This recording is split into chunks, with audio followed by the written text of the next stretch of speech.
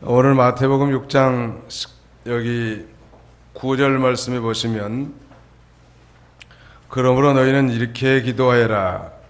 하늘에 계신 우리 아버지의 이름이 거룩하게 되시고 그랬는데 이 말씀에 의지해서 너희는 이렇게 기도하라 이런 제목으로 오늘 예수님이 가르쳐 주신 이 주님의 기도 The Lord's Prayer를 살펴보고 함께 은혜 받고자 합니다.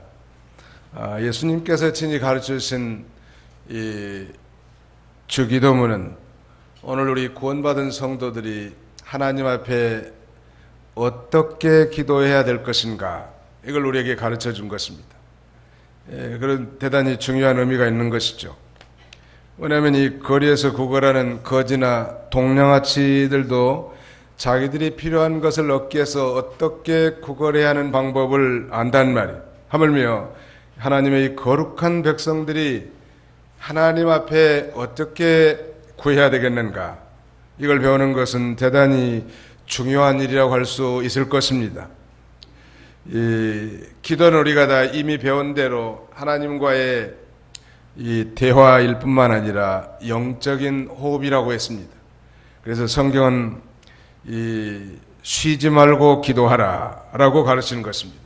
이는 그리스도 예수 안에서 너희를 향하신 하나님의 뜻이니라. 쉬지 말고 기도하라는 것, 우리의 모든 삶 자체가 하나님 앞에 기도해야 될 것을 우리에게 가르쳐 주는데, 이 기도는 그러므로 이 하나님과 우리 성도 간의 대화이고 직접적인 교제 수단이고 은혜의 방편이라고 할 수 있습니다.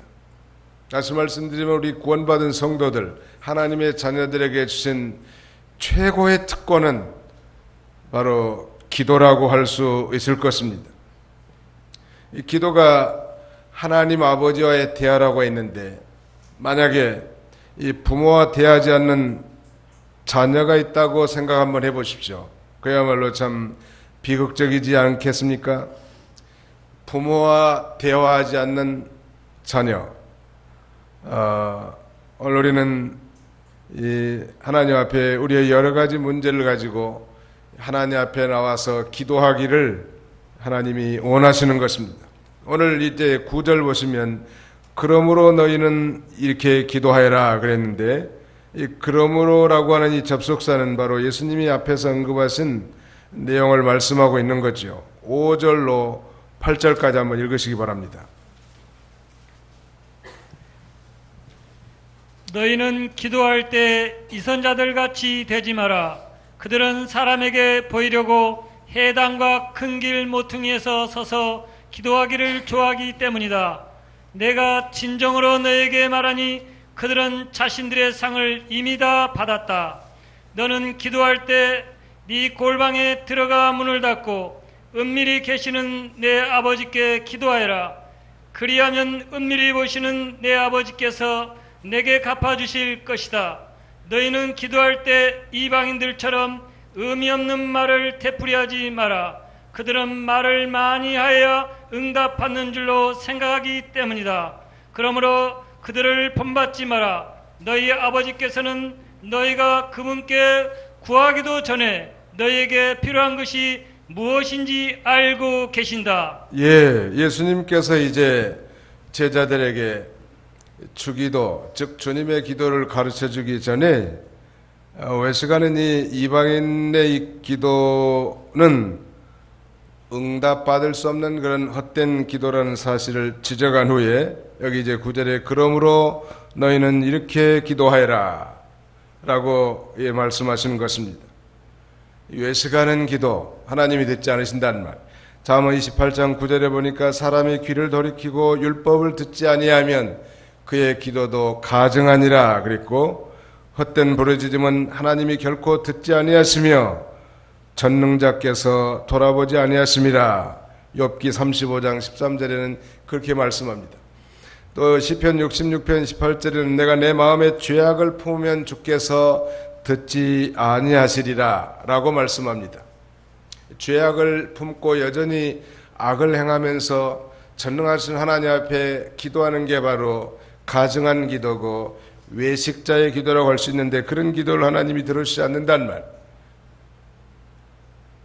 이 하늘의 이 천상의 은혜를 끌어당기는 중대한 우리 기독교의 은혜의 수단에는 세 가지가 있는데, 첫째가 하나님의 말씀이고 두 번째가 기도입니다.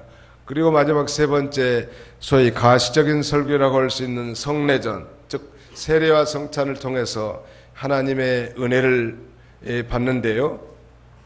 바로 이 기도라고 하는 것은 하나님의 그 축복과 은혜의 창고에서 우리가 그 은혜를 끌어당길 수 있는 그 보급로라고 할 수 있는 것입니다.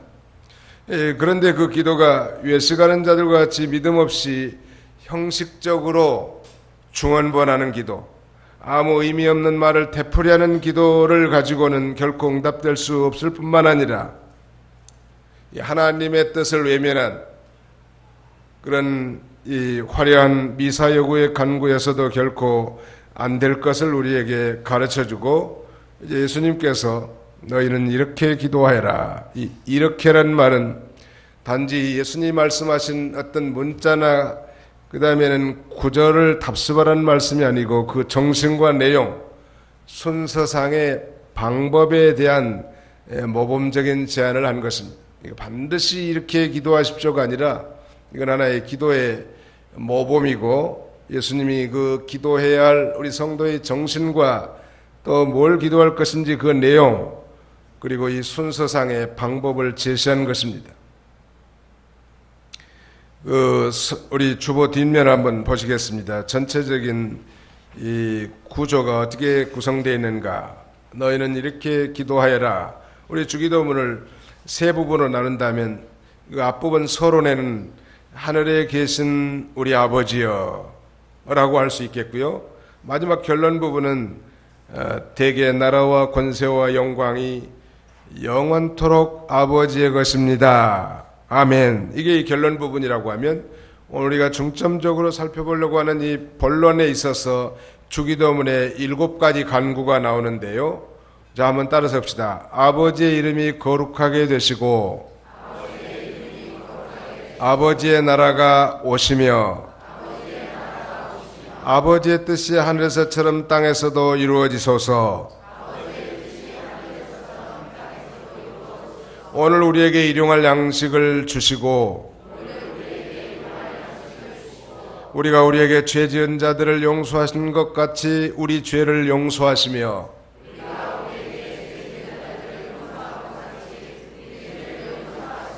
우리를 시험에 들게 하지 마시고 우리를 악에서 구하소서. 그러니까 이 본론에서 주기도문의 7가지 간구를 두 부분으로 나눈다면 앞부분의 1번과 1번부터 3번까지는 하나님 아버지와 하나님의 나라를 위한 기도라고 한다면, 4번째부터 7번째까지는 우리 성도들의 이 실생활에 필요한 것을 간구하는 그런 실용적 기도라고 할 수 있을 것입니다. 너희는 이렇게 기도하라 그랬는데, 그 서론에 하늘에 계신 우리 아버지, Our Father in Heaven, 하늘에 계신 우리 아버지.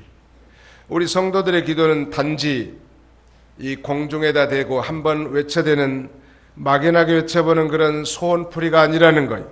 우리의 기도의 유일한 방향과 대상이 바로 하늘에 계신 전능하신 우리 아버지십니다. 그분은 천지를 창조하시고 만물을 통치하신 하나님이신데, 이 낮고 낮은 땅에서 시간과 공간의 지배를 받고 있는 우리 인생들의 간구를 그 아버지께서 들어주신다는 말. 정말 예수 그리스도를 통해서 구원받은 하나님의 자녀라고 한다면 하나님을 아버지라고 자연스럽게 부를 수 있어야 합니다.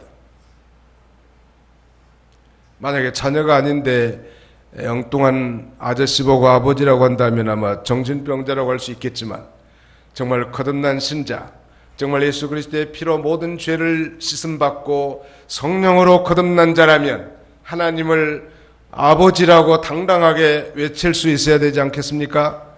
우리 한번 해봅시다. 하나님 아버지, 감사합니다. 예, 아버지를 잘 못 부른 사람들은 그 신분을 조사해 봐야 돼.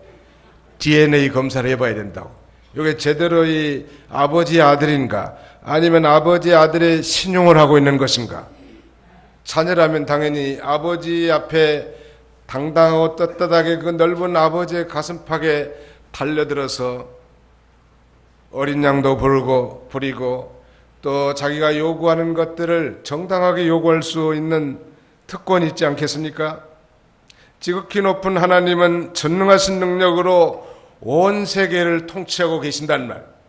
바로 그분이 우리의 아버지신데 우리의 작은 신음소리에도 귀를 기울이시고 우리의 간절한 간구와 소원에 응답하시는 그분이 곧 우리의 아버지란 말이에요. 그럼 우리가 이 주기도문의 서문에 있는 하늘에 계신 우리 아버지여라고 하는 건 대단히 중요한 거예요.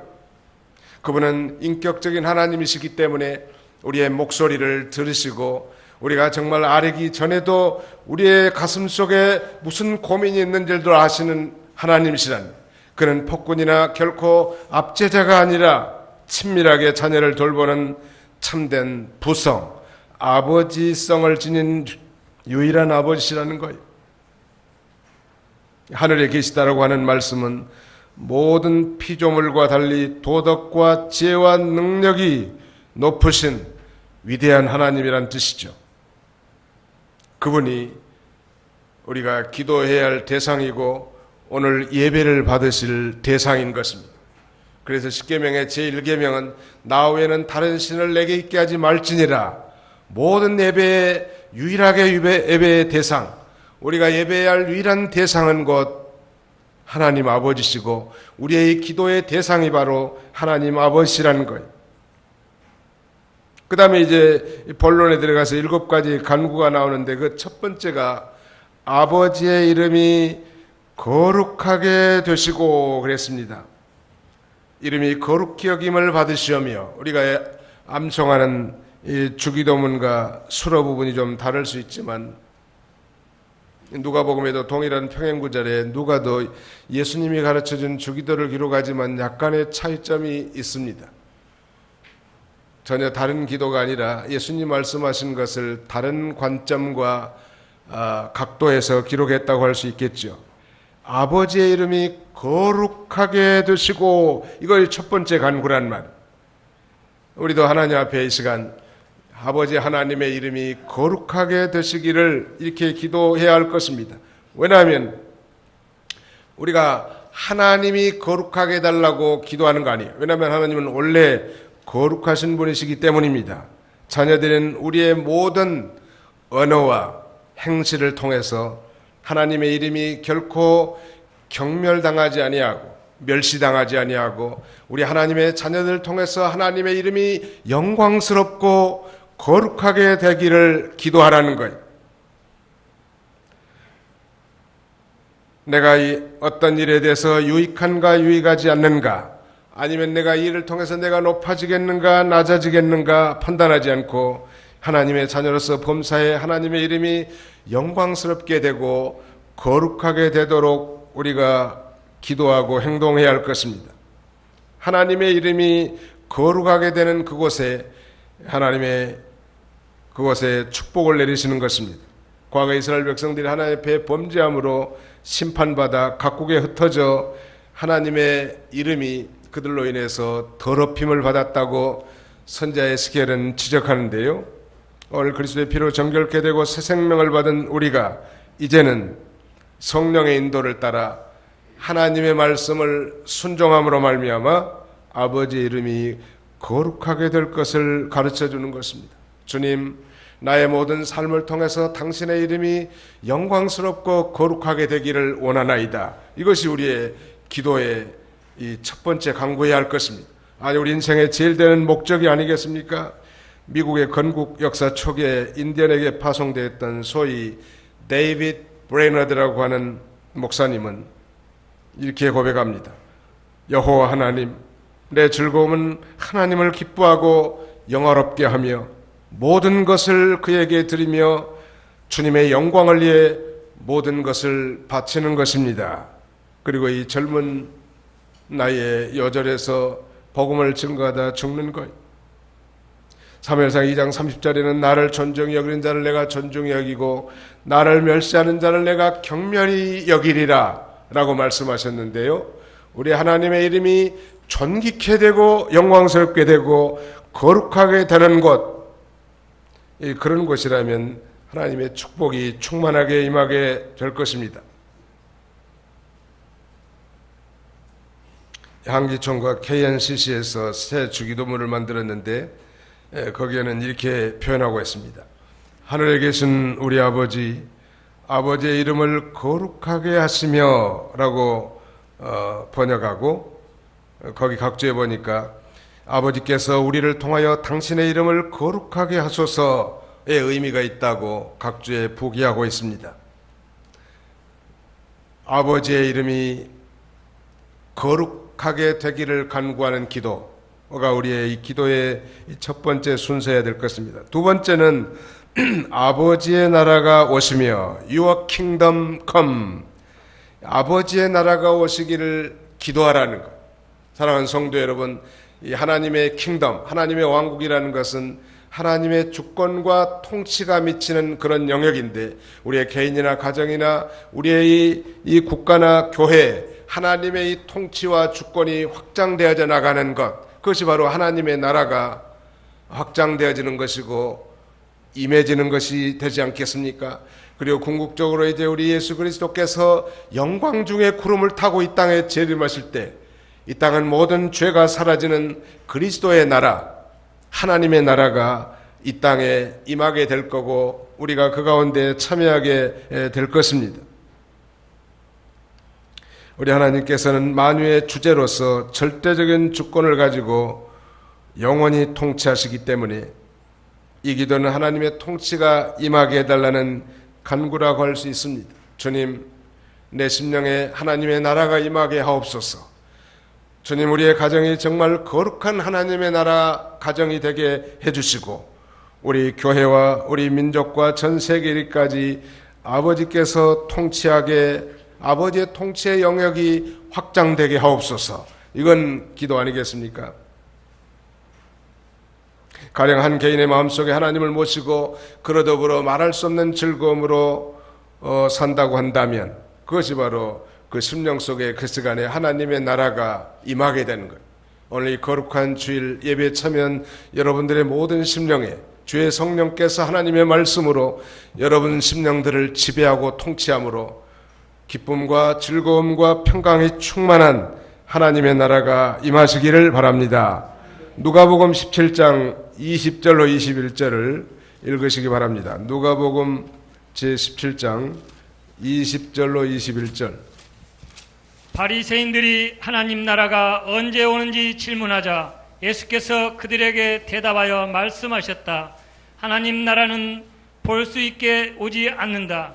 또한 사람들이 보아라, 여기에 있다 또는 저기에 있다라고 말하지 못할 것이다. 보아라, 하나님 나라는 너희 가운데 있다. 예, 바리새인하면 외식하는 자들의 대표의 철두철미하게 율법을 지킨다고 하면서도 그 율법의 근본 정신을 망각한 채 외식하는, 즉 사람들에게 보이기를 좋아하는 그런 종교가들이었는데, 아마 이 예수님을 시험하기 위해서 어느 날 바리새인들 중 하나가 이제 예수님에게 이렇게 질문합니다. 하나님의 나라가 언제 임하겠습니까? 라는 질문에 대해서 예수님이 이렇게 대답하시죠. 하나님의 나라는 볼 수 있게 임하는 것이 아니고 여기 있다, 하나님의 나라가 여기 있다 저기 있다라고도 말할 수 없는데 하나님의 나라는 너희 안에 있느니라, 이렇게 알듯 모를 듯하게 대답하신 거예요. 하나님의 나라는 하나님의 통치를 받고 예수님을 중심으로 한 제자들의 이 공동체 속에 하나님의 나라가 있다는 거예요. 하나님의 통치가 미치고 하나님의 주권의 영역이 바로 이 하나님의 나라인데요. 이미 말씀드린 대로 이 로마서 14장 17절에 보면 하나님의 나라는 먹는 것과 마시는 것이 아니요 오직 성령 안에서 의와 희락과 평강이니라 라고 말씀하셨는데, 오늘 이 시간에도 우리가 성령으로 충만한 가운데서 하나님 앞에 예배드릴 때 세상에서 누려볼 수 없는 참된 기쁨과 평화가 우리의 심령을 지배한다면 우리 심령에 적어도 하나님의 나라가 임하게 되는 것입니다. 그런 나라가 우리의 가정과 우리 교회와 아니 전 세계적으로 확장된다면 얼마나 좋겠는 말. 그 다음에 세 번째는 아버지의 뜻이 하늘에서처럼 땅에서도 이루어지소서. Your will be done on earth as it is in heaven.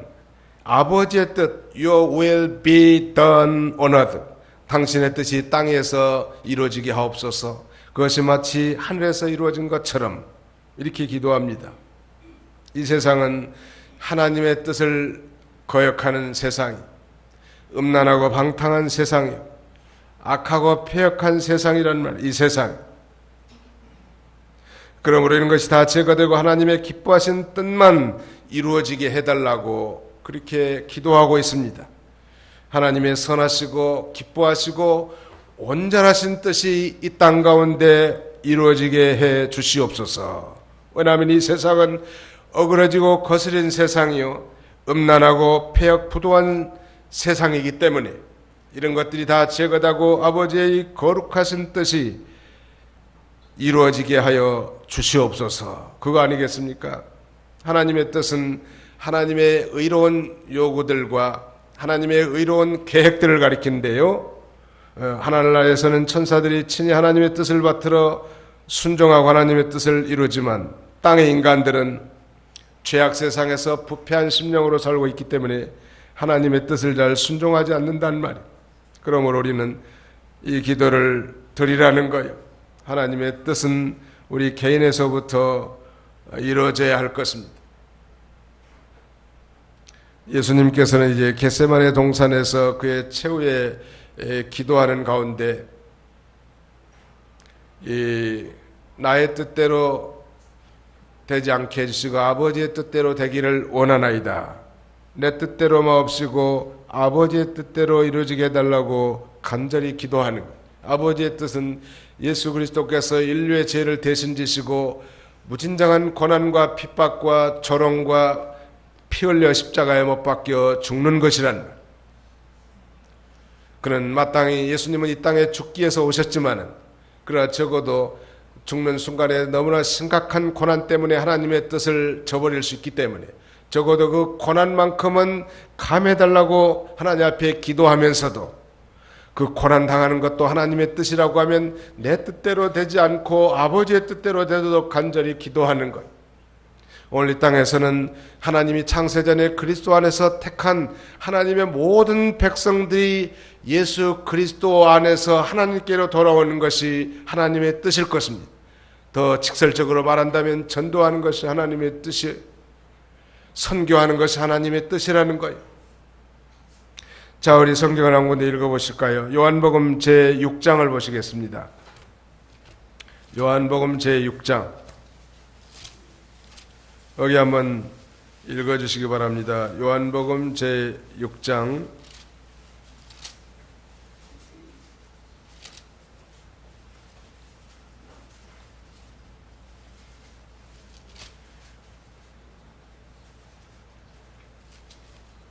'아버지의 뜻'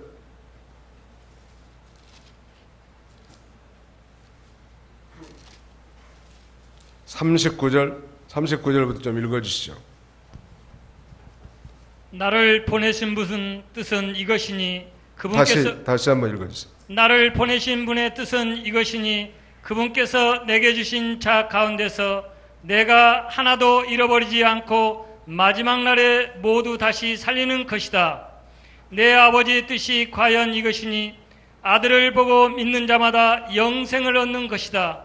그리고 마지막 날에 내가 그들을 다시 살릴 것이다. 예, 내 아버지의 뜻은 이것이니 그분께서 내게 준 자 가운데 내가 하나도 잃어버리지 않고 마지막 날에 모두 다시 살리는 것이다. 내 아버지의 뜻이 과연 이것이니 아들을 보고 믿는 자마다 영생을 얻는 것이다. 그리고 마지막 날에 내가 그들을 다시 살릴 것이다.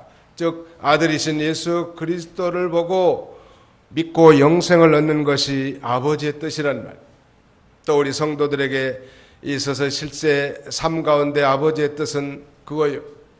항상 기뻐하라, 쉬지 말고 기도하라, 범사에 감사하라. 이는 그리스도 예수 안에서 너희를 향하신 하나님의 뜻이니라. 항상 기뻐하고 쉬지 말고 기도하고 범사에 감사하는 것이 하나님의 뜻이 믿으시기 바랍니다. 한번 따라서 합시다. 항상 기뻐하라, 쉬지 말고 기도하라, 범사에 감사하라. 예, 기쁨과 감사 그리고 영적인 그 교통이 우리 하나님이 원하시는 뜻이라는 것. 그 다음에 이제 4번째부터 7번째 간구까지는 개인의 신앙생활에 실제 필요한 내용들을 이렇게 기도하도록 가르쳐 주셨습니다. 앞부분은 하나님과 그 나라를 위한 기도라고 한다면 이제 4번째 항목부터 마지막까지는 개인의 신앙생활에 실제 필요한 내용들인데 그 첫 번째가 오늘 우리에게 일용할 양식을 주시고 라고 이렇게 기도하도록 가르쳤습니다. 누가복음 11장 3절에 보면 우리에게 날마다 일용할 양식을 주시고 라고 날마다를 강조하고 있는데요. 이것은 사치와 욕망을 위해서가 아니라 필수적인 것, 즉 우리가 매일 먹고 살아야 할 양식을 위해서 하나님 앞에 기도하라는 거예요. 사도 바울은 빌립보 교회에 보낸 편지에서 그의 기도에 대해서 하나님이 이렇게 응답하셨음을 증거하는데요. 나의 하나님이 그리스도 예수 안에서 영광 가운데 그 풍성한 대로 나의 쓸 것을 채우시리라 라고 편지합니다. 나의 하나님이 영광 가운데서 그 풍성하신 대로 너희 쓸 것을 채우시리라. 어디에서? 그리스도 예수 안에서. 우리 하나님 앞에 우리가 일용할 양식을 위해서, 즉 매일 필요한 양식을 달라고 하나님 앞에 기도하라고 가르쳐 주는 것입니다. 그런데 중요한 건 물론 이 양식이라는 게 육신의 양식도 포함되겠지만 예수님은 이렇게 말씀하십니다. 나의 양식은 이 나를 보내신 이의 뜻을 행하며 그의 일을 온전히 이루는 것이다. 예수님의 양식은 나를 보내시니, 즉 아버지의 뜻을 행하면서 그의 일을, 아버지의 일을 온전히 이루는 것이 자신의 양식이라고 말하면서 또 썩는 양식을 위해서 일하지 말고 영생하도록 있는 양식을 위해서 일하라 라고 말씀하십니다. 그러므로 오늘 이 주기도문에서 가르쳐준 진정한 양식은 육의 양식이 포함된 더 중요한 영의 양식이라고 할 수 있겠습니다. 왜냐하면 우리가 영의 양식을 추구하고 그것을 배부름을 얻고 나간 자에게는 하나님께서 섭리적으로 육신의 양식도 채워질 것이기 때문인 것입니다. 이사야 선지자는 타락한 유다 백성들 향해서 너희가 어찌하여 양식이 아닌 것을 위하여 은을 달아주며 배부르게 못 얻을 것을 위하여 수고하느냐. 나를 청종하라. 그리하면 너희가 좋은 것을 먹을 것이오늘 라고 통렬하게 책망합니다. 참된 양식, 그게 우리의 심령에 배가 부르지 않겠습니까? 우리는 지지난 시간에 이 8가지의 복에 대해서 살펴보면서 그 첫 번째가 심령이 가난한 자는 복이 있나니 천국이 저희 것이며 라고 말씀하셨습니다. 바로 심령이 가난한 자는 세상의 물질과 권세와 쾌락을 다 누린다 할지라도 영적인 것을 사모하고 영적인 것의 가난함을 느끼는 자가 예수 그리스도를 영접하고 그 하나님의 나라를 소유하게 될 것을 우리에게 가르쳐주는 거예요. 우리가 새끼 밥만 먹는다고 참된 만족을 누리는 거 아니죠. 배는 부르겠지만 우리 인생은 하나님이 영원 있게 지음받게 하셔서 그 영혼으로 하나님을 섬기고 하나님과 교통하고 하나님 앞에 예배드릴 때 마치 양식을 먹고 배부르고 기쁘고 즐거운 것처럼 심령의 낙을 누리게 만들어놨단 말. 그러므로 오늘날 우리에게 일용할 양식을 달라고 하는 것은 육신의 양식이 배제되진 않지만 참된 영의 양식을 구하라는 거예요. 주님, 오늘도 귀한 예배에 참여해서 한 주간 동안 내가 생활할 수 있도록 진리와 영감으로 내 심령에 충만하게 부어 주옵소서. 그리고 그 양식을 먹고 심령이 배불러서 넘치는 것으로 하나님을 경배하고 사람들을 섬기는 풍성한 인생을 살게 하옵소서. 이것이 우리의 기도 제목이어야 할 것입니다. 제가 강조하지만 양식의 세 가지 특징이 있습니다. 반드시 참된 양식이라면 이 세 가지가 충족이 돼야 되는데, 첫째가 양식이 되려면 그 양식을 먹었을 때 배가 불러야 돼. 배가 부르지 않는 것을 먹는 것은 그건 진정한 양식이 될 수 없어요. 해를 주는 거죠. 둘째, 그 양식을 먹을 때는 항상 기쁨과 즐거움이 있어야 합니다. 나는 오찬 시간에 국수를 잡수고 음식을 나누면서 슬퍼하면서 눈물을 흘린 분을 한 번도 본 적이 없어요. 어느 교회에서나. 양식을 먹을 때는 적어도 기쁘단 말이에요. 영의 양식도 마찬가지. 정말 거듭난 그리스도인이고 사모하는 마음으로 하나님의 말씀을 들을 때 내가 정말 행하면은 미숙하고 아직 온전한 그리스도인이 되지 못했다 할지라도 하나님의 말씀을 들을 때 그것이 기쁘고 즐거워야 되는 것이 정상이에요. 인상들 펴십시오.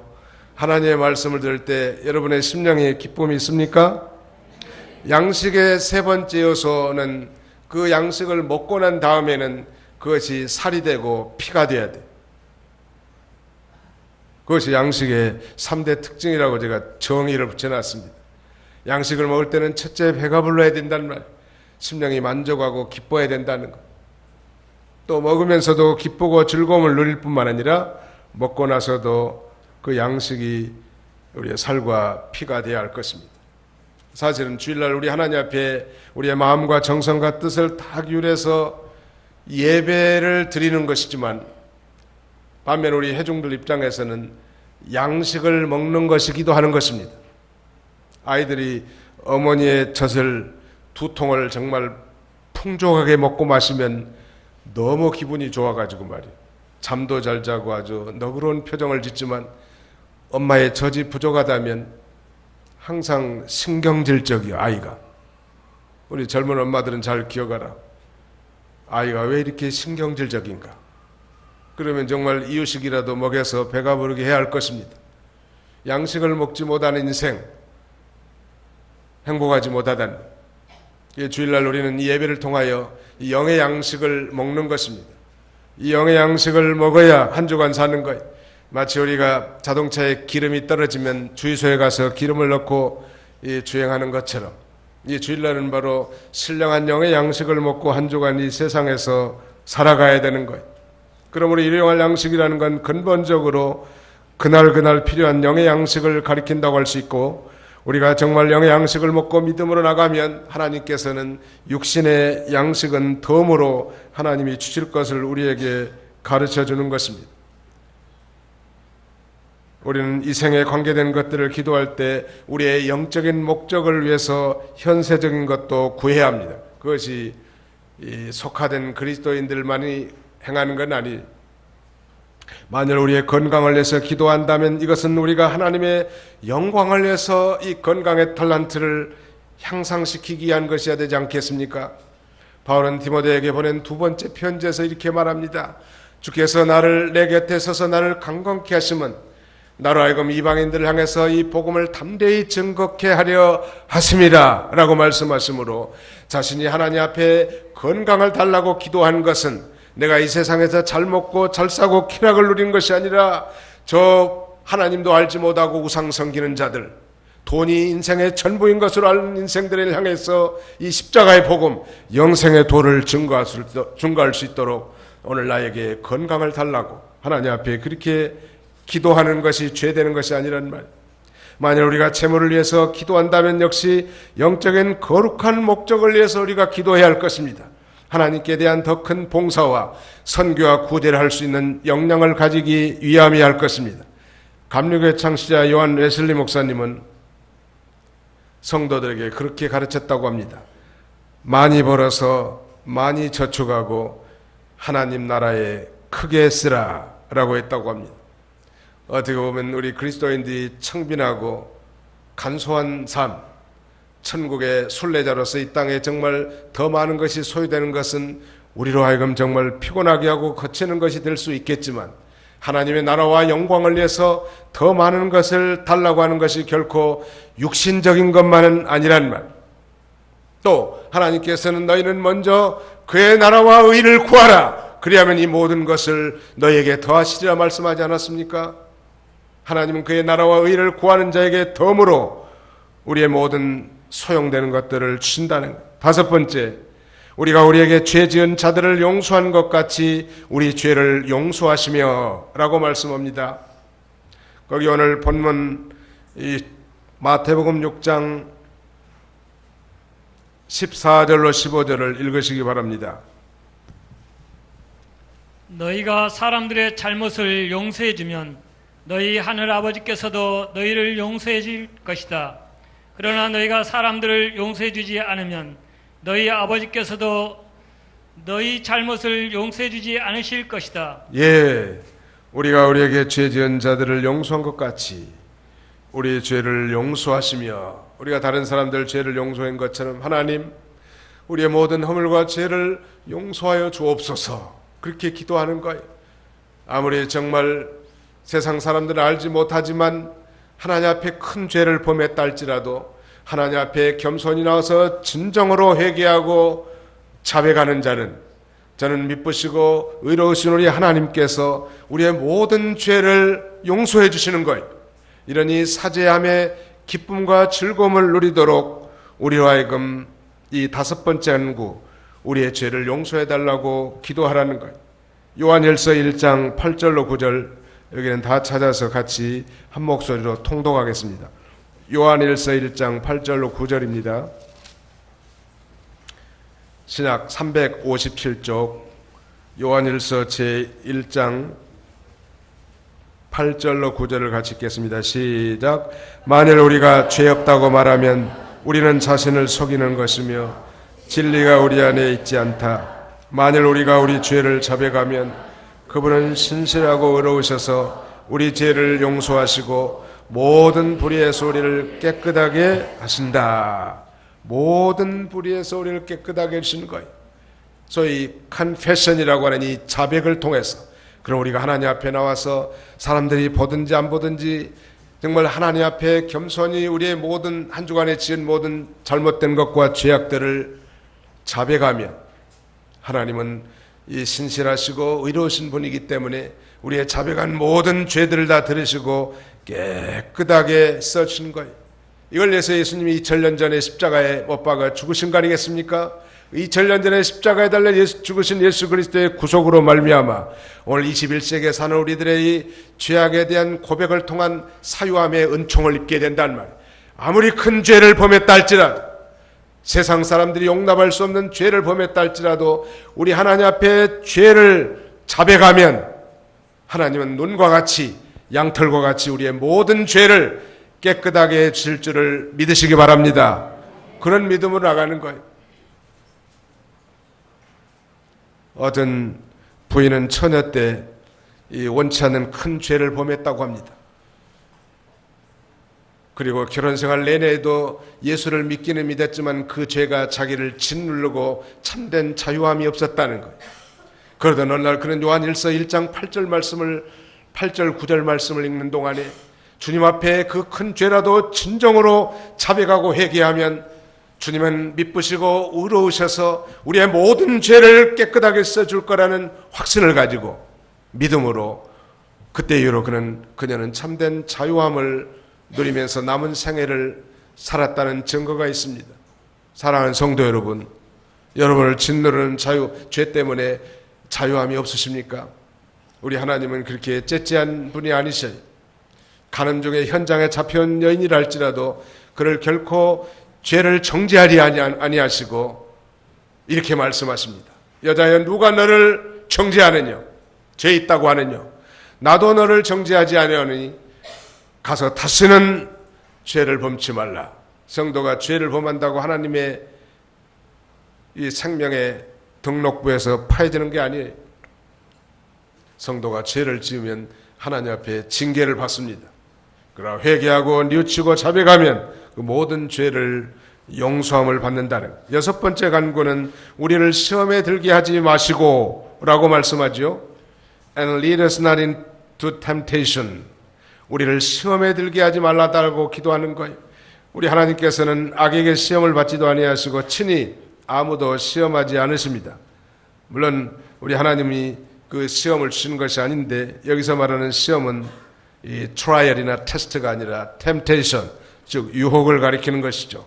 우리가 이 세상을 살아갈 때 시험을 당하지 않을 수 없지만 그 시험에 빠지지 않도록 늘 우리가 기도하라는 거예요. 예수님께서도 그렇게 가르쳐 주지 않습니까? 겟세마네 동산에서도 졸고 잠든 제자들 향해서 너희가 시험에 들지 않도록 깨어 기도하라고 당부하는 거예요. 역설적으로 말한다면 우리가 깨어서 기도하지 않으면 그 어떤 황후 장사라도 유혹에 넘어갈 수밖에 없는 것입니다. 수많은 위대한 하나님의 종들의 생애가 죄와 시험이 많이 있었음을 성경에서 보여주는 이유는 우리로 하여금 헛된 자만심에 빠지지 않도록 경고해 주기 위한 것입니다. 어떤 성도는 말하기를 만약 우리가 시험을 피하고 사탄을 정복하기 위하여 정직하고 진지한 마음으로 하나님 앞에 기도한다면 그 싸움은 이미 절반은 승리한 것이다 라고 할파했는데요. 그러므로 우리는 우리 자신이 얼마나 연약한 존재이고 죄 많은 존재인가를 항상 인식하고 자기를 의뢰하지 말고 하나님의 능력으로 모든 시험을 이겨나가는 저와 여러분들이 다 되시기를 간절히 바랍니다. 마지막 7번째는 우리를 악에서 구하옵소서. But deliver us from the evil one. 악한 자로부터 우리를 구해달라는 거예요. 이 세상은 악이 가득하기 때문에 하나님의 능력이 아니면 악에서 건짐을 받을 수 없단 말이에요. 그러므로 하나님의 능력으로 우리를 이 사탄에게서 건져달라고 우리는 늘 기도해야 할 것입니다. 어떻게 하면 이 사탄, 마귀를 이겨나갈 수 있을까요? 베드로전서 5장 8절로 10절을 읽으시기 바랍니다. 베드로전서 5장 8절로 10절입니다. 정신을 차리고 깨어있어라. 너희의 대적 마귀가 우는 사자같이 두루 다니며 삼킬 자를 찾고 있으니 너희는 마음으로 굳게 서서 마귀를 대적하여라. 너희가 아는 대로 너희의 형제들도 세상에서 동일한 고난을 겪고 있다.